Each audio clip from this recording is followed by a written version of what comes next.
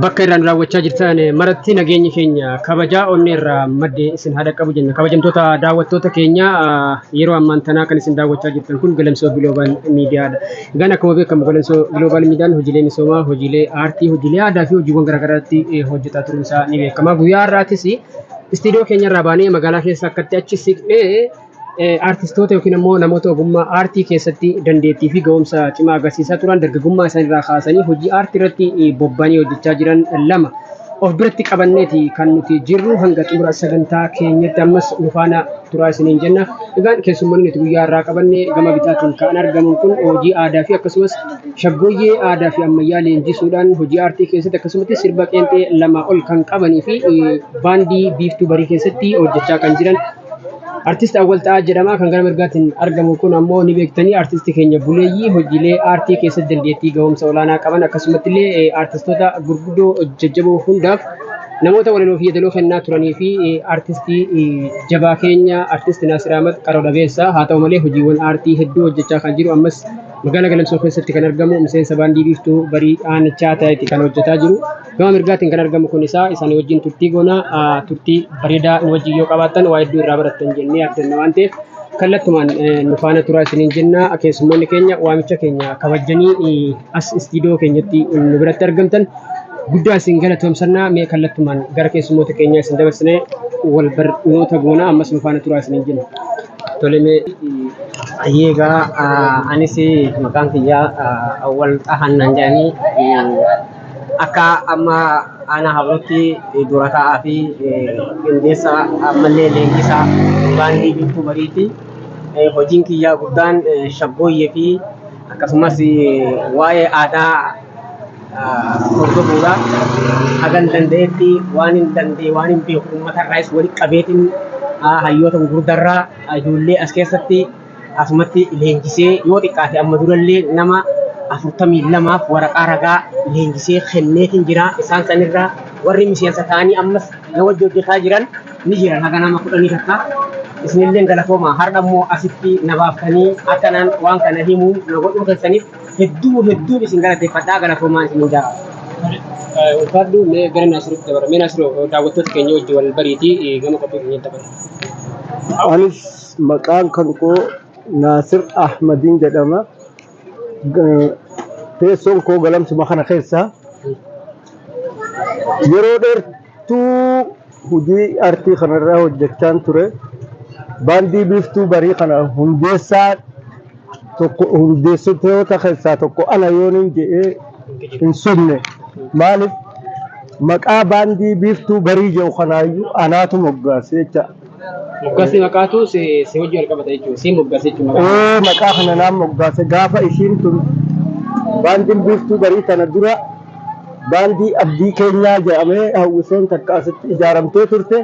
Miseensa baandii sanii keessan ture hawwisoon yeroo facaatetti haroo namni jedhamu as keessatti. Mee kana boodarra bal'inaan keessa deemnee waan odeeffannu ta'a. Tole kabajamtoota daawwattoota keenya egaa keessummoota yookiin immoo namoota nuti irraa asitti affeerree wajjin wal bartan jennee yaadna. Mee kallattumaan egaa erga isaan isin wal barsiisanii booda karaa hojii isaaniitti dabarsaa. Mee Awwal aartii kana yoom eegalte? Akkamitti jalqabdee aartiitu gama kee dhufe moo siitu gama aartii dhaqe? Dhugaadha kun aartiin na dura jira. Anaatu gara aartii dhaqe. Kaniin eegalee bara 1993tiin eegalee har'a amata meeqaa ani mana barumsaa keessattiin walaloo adda addaatii fi gartee sibboota gaggabaabaa dalaguu eegalee achirraa bara 1996 warri kee tokko dhufee magaalaa Balballeetti keessan ture yeroo sanii araddaa 26 keessan jira mana barumsatti na fuudhanii leenjii takka naaf kennan. Leenjiin isaan naaf kennan waa'ee HIV AIDS fi qusannaa maatii waan adda addaa kan akkamitti akkam barsiisu naaf kennanii ani duraanuu nama aartii waan hin ta'eef yeroo kana hedduu takkaan waan bareedu takka irraa dalagee gaafa sanis ijoollee walitti qabee nama 15 akka leenjisu asirraa na barsiisanii erganii ijoolluma saniin hawwisoo godhee uummatarra oofaa barsiisaa ture. Shaggooyyee kana taphachiisee uummanni gizee dhufe waa'ee HIV achirratti himu. Useetuman shaggooyyee kana afeera. Ni taphatti ijoolleen annan wallisa uummanni nu laaluuf dhufa. Hiyyaafnu uummata ni wallisna malee utuu isee dibbee dhoohineetum araddaa irratti Uummanni buqqee dhufa yeroo uummanni dhufe ani uummata kana wayin barsiisa bakka HIV kun akka nama qabu maalirraa akka nama qabu jeetiin isaan kana barsiisa. Yeroo san nama hedduun akka isaan dhiigallee qoratan godhe achumaan qusannaa maatii barsaa ture. Saniin booda yeroo keersuun faca'u bulchiinsi asii akka nuti baandii asii tana uumnu barbaadanii yeroo san baandii takka uumu jiran. Yeroo san waajirri jiru waajira aadaa fi turizimii osoo hin ta'in waajira aadaa fi dargaggooti. Dargaggoo fi aadaa jedhamanii wajji dalagan gaafa san. Warri ciroo gaafa san kallattiidhaan achirraa dhufaniiti araddarraa fudhanii ciroo nagalchan jechuudha. Ijoolleen wajjin dalagu naasiroo fa'aa bira fidanii asitti naasiroon gaafa gartee biiftuu barii baasu. Nuti achitti biiftuu maqaa moggaafneet ittiin deemaa turre araddarra. As gaafa dhuftu naasiroon biiftuu sana irra jeteetuma maqaa itti moggaasee ijoollee teenya cinaa tokko wajjin. Dalagaatti eegalanii ani ciroon galee jiru. Ama torban ciroo ture baandii odaa bultuu keessa. Achiin achumatti illee leenjisaa aadaa ta'ee waraqaa ragaatti illee naa kennanii godinatti illee hedduu aadaa kana duraaniin lagatti sirbaa ture waan shaggooyyee aadaadhaa lagatti sirbaa ture. Kanaaf aadaan anaaf akkuma gartee qaama kiyyaanatti fakkaata. Artiidhaan hojii kana muuxannoo dheeraa akka qabdu nuuf kaaftee jirta. Mee osoo gama baandii biiftuu aanaa habatti nuti magaalaa Cirootti akka turte ni hubanna. Mee hanga ammatti shaggooyyee keessaa gosoonni shaggooyyee yookiin ammoo aadaan kun shaggooyyee wajjin wal qabatee mee wanta akka nu ibsa. Amma gaa waa'ee shaggooyyeetti gisee addeebinu shaggooyyeen gosa sadii qaba. Gosti sadeen jirtu kun if jalaa hundinuu sirbaa namni keenya gisee gosa sadii qaban abbaa sadii qofaa waan ta'etti fakkaata. Akkasii miti. Biitii yookaan dibbee sadii qaba jechuudha.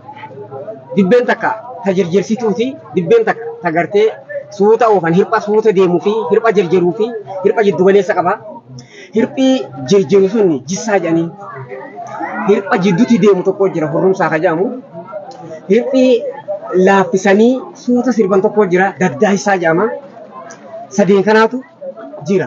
Ammoo shaggooyyee hurrumsaa jala gosti shaggooyyee yoo xiqqaate gosa 30 jira. Maqaa adda addaa qabu. Hirpha santuu hirpha hurrumsaa sanii malee dibbeedhaa miti. Hirpha hedduuf jalaa qaba. Maqaa miti. Ammas daddaahisaa galas akkasumatti shaggooyyeen hedduun gosti hedduun jira maqaa adda addaatiin. Akkasuma ammas jissaa keessas akkasumatti jira.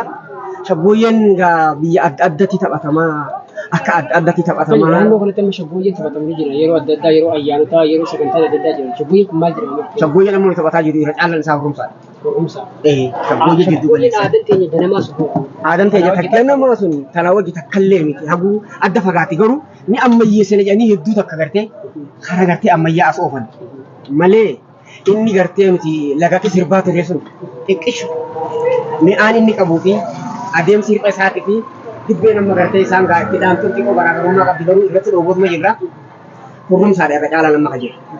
Hurrumsaadha. Tole muuxannoo fi akkasumas muudannoowwanii fi dandeettii kan kee baay'inaan ammas irraan tuqamne gana itti deemna yookaan ammoo kana booda waajjii wal odeeffannaa gama artist Naasirottiin dabala. Maaliif isin baandii tokko keessa hojjettanii aadaa irratti yookaan ammoo gama shaggooyyee irratti adeemu malee Naasiroonis aartii yookiin ammoo muuziqaa hojjechuudhaan kan inni beekamu walaloo fi yeedaloo uumuudhaan kan sirboota adda addaa hojjetaa ture. Mee Naasiroo aartii kana jalqaba akkamitti jalqabdee yookiin ammoo akkamitti gama aartii kana dhufuu dandeessa? Keessatti qaroo dhabeessa ta'uu kan keetii fi aartiin kun chaalenjii isin goone yookiin dhiibbaa sirriitti fidee hin jiru mee waan kan nuuf ibsi? Dhiibbaa takka kana irratti fideen qabu inni kun uumama natti fakkaata. Akka waan anuma keessatti uumamee natti fakkaata. Kanaaf gufuun inni natti fide dhiibbaan inni natti fide tokkollee nuun jiru jeetii yaadaan. Mee akkamitti gama aartii dhuftee yookiin ammoo hawaasa wajjin kan wal dandeessa? Akka ka'umsatti kan irra jedhee gama aartii kana dhufe Gaaddisaa Abdullaahi nama jedhamu wallisaa Gaaddisaa Abdullaahi namni hin beekne waliin jiru jeetii yaada. Isa san baay'een jaaladha. Waan isa san jaaladhuuf sirbuma isaa sanirra jedhee yeroo ijoollummaati jecha sirba baasuu ture. Mee sirba Gasaa Abdullaahi fakkeenya si teessan keessan nu yaadachiisti akkasumatti sirba yeroo jalqabaatiif isteejitti baatee hawaasa itti wal bartes daawwattoota keenyaan gahe. Yadaloodhaan fudhee malee sirbi gaaddisaa kan hin gaafas ittiin ol bahee illee hin jiru.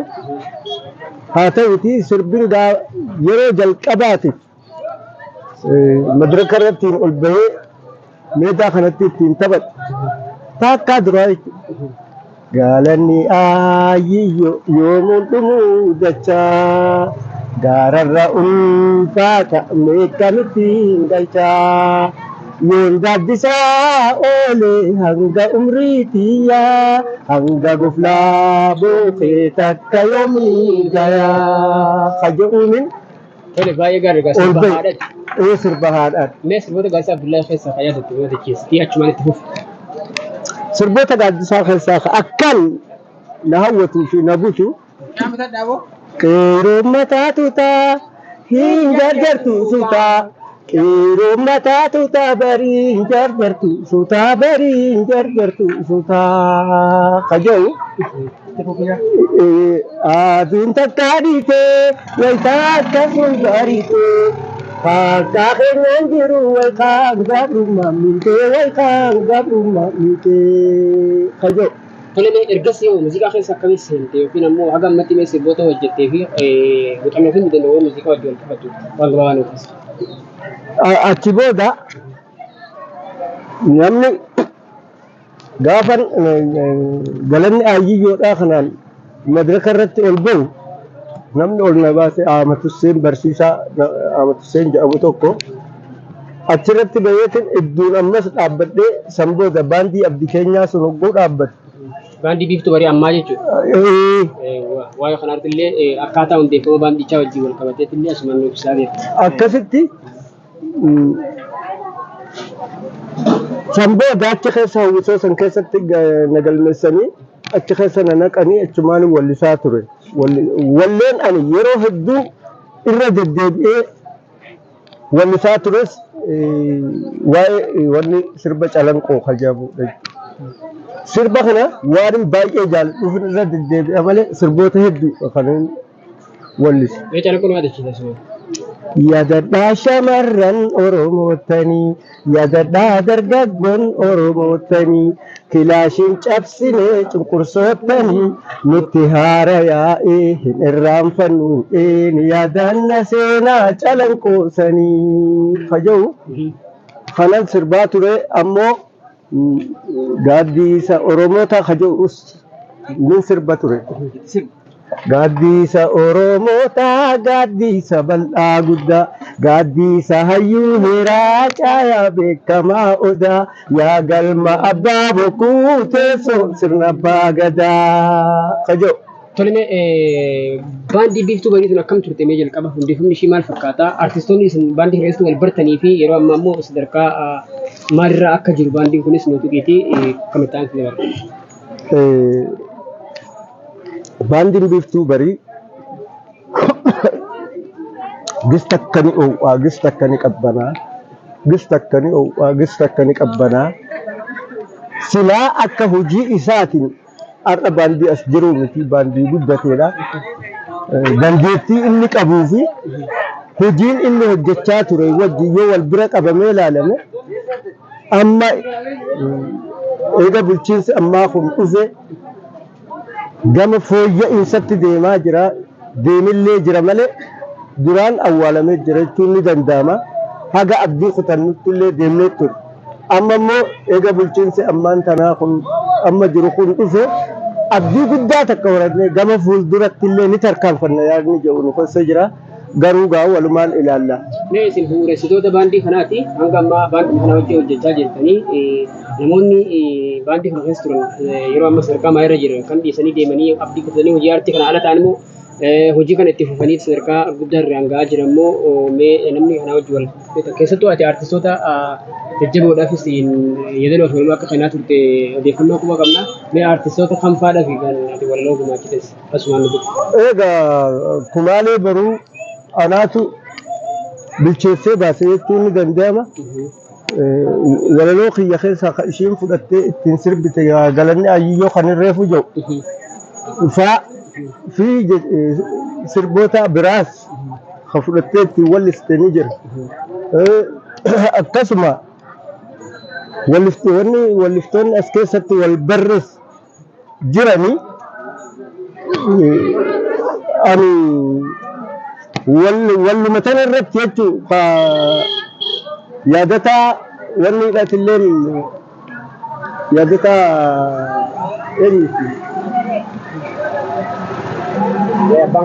abbaan qabeenyaa yaadataa Junayd innillee kaasirratti na badhaas qarshii 50,000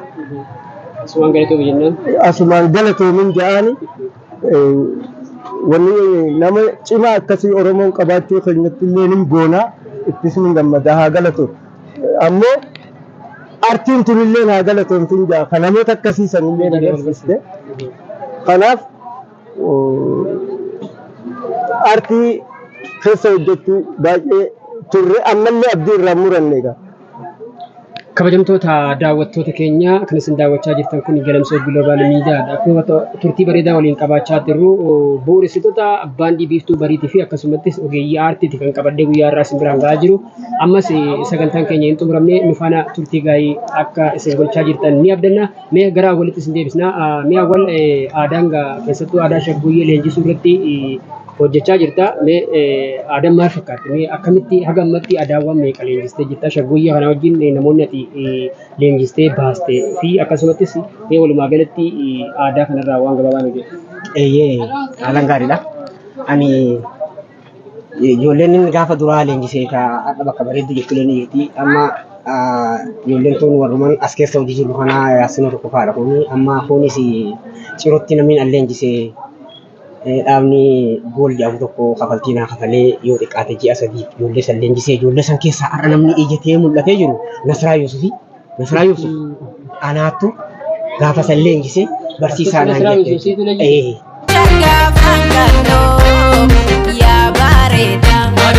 Yaa bareeda goota Frankalloo as koomee bata jaalallu naala malloo shagga Frankalloo yaa bareeda goota Frankalloo as koomee bata jaalallu.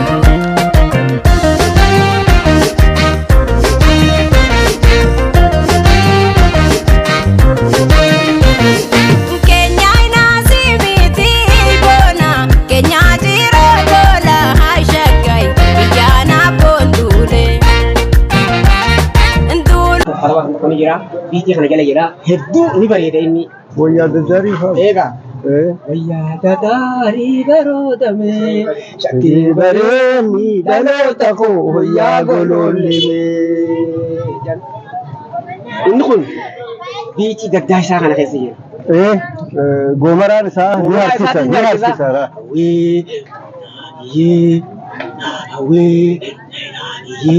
Jedhaniiti harkisa gaddaa isaa kana keessa jira. Sirbi kun amma hedduu taphatamaa jiru sirbi kana hin jiru.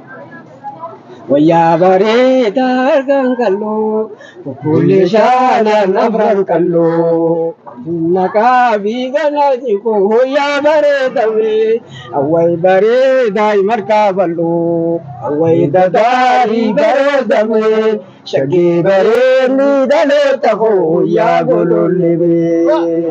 Inni jedhamu kun gaddaa isaa gala jira jechuudha. Akkasumatti ammas as naannoo keenya kana waan tokko qabadee ammaan tanaan gartee fidee ijoollee leenjisu tokko ni jira. Leenjisaa amma eegalee inni sun ragada jira. Biyya ituu tana ragadaa jira dur. Raganni kun eega shaggooyyeen kun dhufe ni hafe. Ani immoo amma dhaluu kana barbaadetiin ijoollee kana leenjisuu eegale. Shaggooyyee gaddaa raganni kun ayyahuu fi manee jaama. Amma ani kan hin fuudhe manee sanii. Hayya mane hayya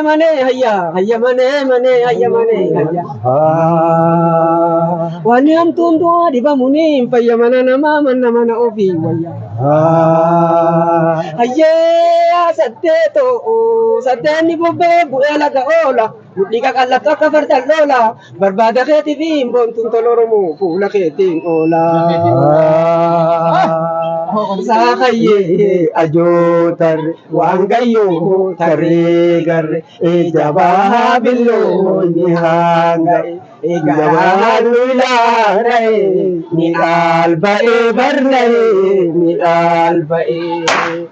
Agaltu jaare girgiddaa onaa'itu agaatti jajjaboo qirgooti nuu'itu sanii adii na layyatti na guugate qabeenya koo badee garaa na guugate.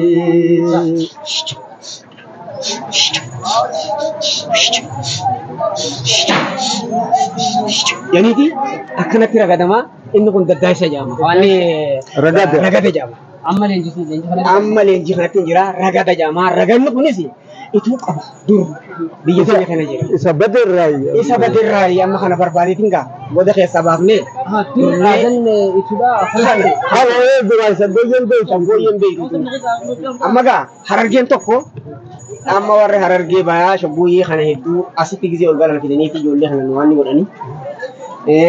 Raganni kun afaa dhufe akkasitti gaa amma sadarkaa irra jiru tun sadarkaa bareedduu takka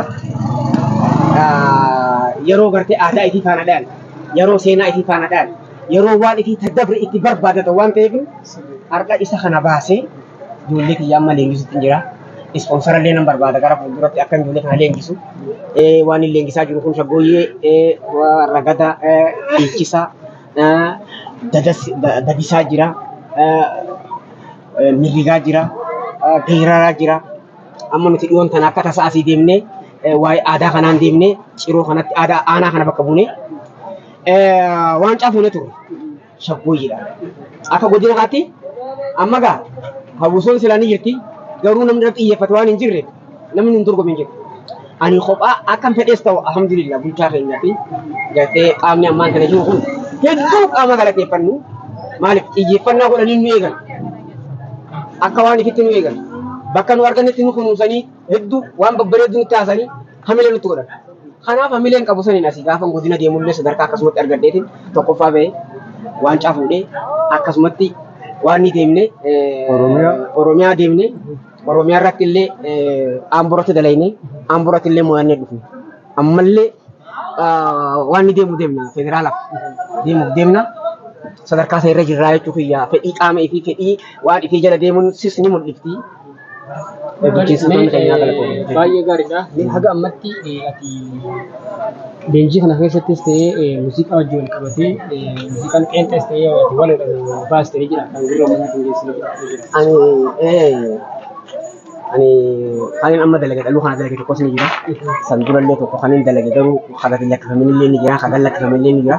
Sirboonni ani ammaan tana namni gartee dhaggeeffataa jiru. Sirba lama. Sirba tokko ka jaalalaati. Tokko ka waa'ee Abbaayii. Waa'ee Abbaayii tokko dalagee YouTube irra ni jira. OBN irra namni illee buufatu baatu garuu hedduu namni hedduutu amma yoo ta'an illee karaa waan kana gizee achi deemu sirba hedduu bifannaa. Laga keenya murmur hidhannee Abbaayii adawwii mooyamte ifirraa gattaa lalfaallaa jiru warra tirtiru warra gurrasaa muree gurguru yoo gurra buran dhagayaa tafaa Abbaayitu muruu dhabuunis fafaa Abbaayii waa hundaaf tahaa hidha Abbaayitu murraan bakka yaanne nuuf gahaa Abbaayii waa hundaaf tahaa hidha Abbaayitu murraan bakka yaanne nuuf gahaa isa jedhu. Tole kabajamtoota daawwattoota keenya muuziqaa amma dhiyeenya hojjetame kan artiist Awwal Xaafii weeddifame kana daawwannee walitti deebinaa ammas turtiin keenya.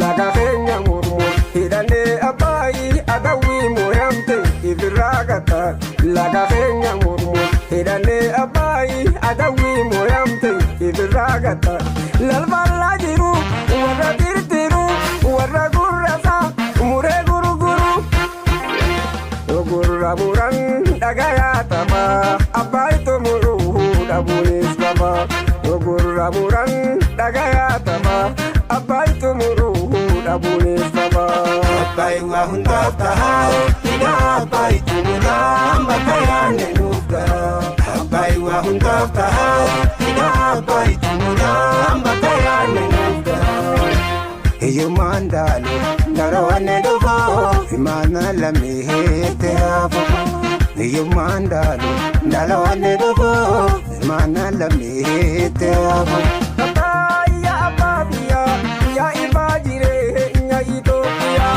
nu hiineesi fuufannaan dinni rakkate gamtaan kan si hojjate lammiini baarkate waa ibaa kophaa miti wanni biyya guddisu waa ibaa kophaa miti wanni biyya guddisu jallisis misoomsinee nuti magariisa uwwisu. Amma isiniif dhiyaate sirbaa wal xaatii akka itti bu'aartanis abdii qabnaa egaa namas walitti deebineeti jira. Mee gama artistii Naasiritti deebina. Naasir mee muuziqaan aartiin Oromoo sadarkaan ishee nama eegdu maal fakkaata? Tumsi uummataa hoo gama fuulduratti maaltu godhamuu qaba aartii kanaaf yookiin immoo atis haalli amma irra jirtu mee walii galatti maal fakkaata? Walitti qabeetii nuufaas. Egaa sadarkaan aartiin Oromoodhaa irra jiru hawwii hawaasaa uummataa yoo ilaalle hawwiin uummataa baay'ee nama jajjabeessaa baay'ee takka nama jajjabeessaa gara fuulduratti illee guddataa akka deemu sitti mul'isa. Haalli ana amma irra jiru akkuma amma agartu kana abdii fuulduraa irratti hundaa'ee dhaabbadhee waan kana nin cimsaa anilleen ittiin mul'adha waan jedhuuf na keessa jira. Garuu haga ammatti haalli an irra jiru akkuma agartu kana. Kanaaf gaafa haganan geenyee ciniinnannee itti deemaa turre har'aynuu lukkuun santu gama re'ee guddisaa re'ee santu gama horii guddisaa achirraan gama gaalaatti guddata. Akkasanii waan ufii tuffaturra waan ufii cimsatuutu bareedadha. Warra waan ufii cimsatee xarra addunyaa irratti beekama. Namni waan namaa jala fiigu booddee harki isaa duwwaadha. Harka duwwaa akka nafne Oromoon bakka jirutti Oromoo har'aan tana adda ciraniiti waan ifii harkaa gataa jiranii. Waan ifii kana akka hin darbine akka hin ganne akka ifi wallaal bakka jirrutti akka if barbaanne waan keenya irratti deebinu. Warra artiidha artiin qabeenyi isaa ummata malee waa takka hin qabu. Ummanni immoo artii kana yoo jabeeffate yoo guddifate wanni isaa guddata. Kanaafuu artiilee bira dhaabbachuu qabanii jaa waan irraa hafe obbo Awwal haa itti dabalu an kanan dhaama. Mee Awwal sagantaa keenya gama xumuratti deemaa jirra. Akka walii galatti shaggooyyeen ammaan kana naannoo kanatti deemaa jirtuu fi akkuma walii galattu aadaa wajjin wal qabatee wanni hojjetamaa jiru kun maal ta'uu qabaa jetta? Akkamitti deemamuu qabaa jetta? Akkasumattis aadaa ofii baratuu irratti hamileen uummanni yeroo ammaa qabu maal fakkaata? Akka walii galatti immoo gara fuulduratti aartii kana gama aadaa cimsuu irratti hojiin hojjetamaa jiru maal fakkaata? Walii galatti dhaamsa walii galaa walitti qabiitii mee gabaabsiitii nu ibsi. Ayyee gaariidha. Amma waa'ee aadaa kanatti gizeechi deebine uummanni keenya caalanii aadaa keenya kana hedduu namni bitaadhaan qabaa jira. Maaliifi waa hedduutu nuu kana waan inni godhee jira. Amma irra caalaan keenya waa'ee amantiitiin walitti fida aadaa. Amantii fi aadaan ammoo walitti dhufan. Uffata kan kee uffata aadaa uffattee akka feetetti yoo ejjettee gartee ibaadaa rabbi isa illee goote si boonsa malee siin xiqqeessu. Akka waan uffanni aadaa keenya kun siin xiqqeessuuf nama yaalu hedduu jira. Oromoo ta'ee garuu an Oromoo ta'uu fi ta'uu dhabuu afaan illee keessa namaan beeknu irra caalaan namaa irratti duulaa jira. Aadaa keenya kana irratti duulaa jira. Maaliif akka waan aadaan tun waan gartee takkaa'u amantii balleessitu takkaa'u waan biraa balleessitu irratti duulaa jiranii. Aadaan tun asxaadha. Asxaan tun ammoo mul'ata saba tokkooti. Har'a addunyaa kana yoo ilaalte biyyoonni akkatti guddatanii addunyaa kanarratti gartee maqaan isaanii yaamamaa jiru. Warra aadaa ifii kabaji. Warra aadaa ifii kabaju jechuun of kabaju jechuudha. of kabajuu jechuudha. Mul'ata ofii eeguu jechuudha. Kanaaf warra aadarratti duululleedhaan aadaa kanarratti hin duulinaadha. Yoo dhugumaan dhiiga Oromoo qabaattan aadarratti hin duulinaadha.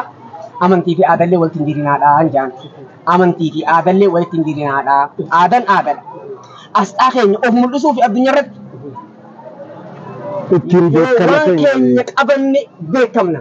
Sabni tokko kan ittiin beekamu aadaa yoo qabaate, afaan yoo qabaate, seenaa yoo qabaate, biyya yoo qabaate kanaan beekama. Namni kana hin qabne saba jedhamuu hin danda'ama.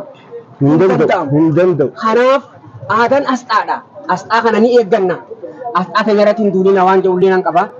Akkasumatti mallee irra caalan hojjettoonni keenya kun yoo dhugumaaf aadaa Oromoo tanaaf laalatan uffata Oromoodhaa uffata aadaa Oromoo maaliif hin bitanne yoo guyyaa walgayiidhaa uffatanii walgayii irratti hin bayan maal qaba yoo uffatanii walgayii irratti hin bayan ni xiqqaatti Oromoon maaliif of hin mul'ifu nuti hojjettoonni qofti yoo xiqqaate nama kuma meeqaa keessa jira walgayii takka irratti tokko baanu aadaa uffannee moo baanni xiqqaanna bara addunyaan nu raajeffatti malee nuti uffattu kanallee nan himaa akkasuma shaggooyyee fi iccisaa fi ragadaa fi kunillee asxaa keenya uummata kana biratti waan kunillee yoo badee booda gartee egaa sirba arabaatiin hin sirbinu yookaan sirba faranjiitiin hin sirbinu egaa isa kanallee haga dandeenyu takka